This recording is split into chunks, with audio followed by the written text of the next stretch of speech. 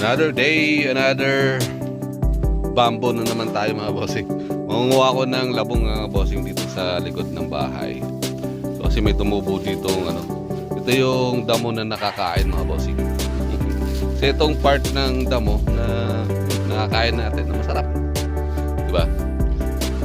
So tumubo ito dati kasi nung time na tinatayo itong bahay, nanguha sila ng kawayan bilang pagpukot sa mga nila, nabubuhusan, okay, pangilalim. Hindi ito, may tumubo dito na kawayan. Pakita ko sa iyo, tatanggalin ko rin ito kasi malago ito, sigurado matatabunan ng bahay na ito, delikado pa ito. So hindi ko siya pararami, kaya lalagyan ko, gagawin ko sa kanya, kukunin ko lahagi ang kanyang labong, okay. So ayan mga bossing, mapapansin nyo yan. So, diba? Mapapakinabangan natin yung mga bossing. Nagnyug ako dito. Yan, hindi ko pa nabubuntan. So, kukunin ko lang itong labong. So, subukan ko itong tatanggalin ko ito. Pagka, ayan.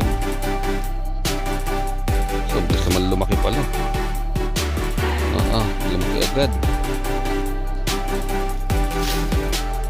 Kahapon maliit pa to.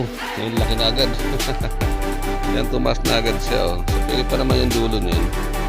So meron pa naman isa doon maliit. So okay na yung tatanggalin ko lang yan. Ayan mga boss. Grabe ang bilis lumaki. So nung isang araw lang lit-lit yan yung laki na agad. So yan. So tatanggalin ko muna ito. Kukunin natin yung labong. And then yan. Para meron tayong pang ulam mga boss. Okay? Yan. I-upload natin ito maya maya pagkatapos ko kumuha ng labong. Okay? Thank you and God bless po sa lahat.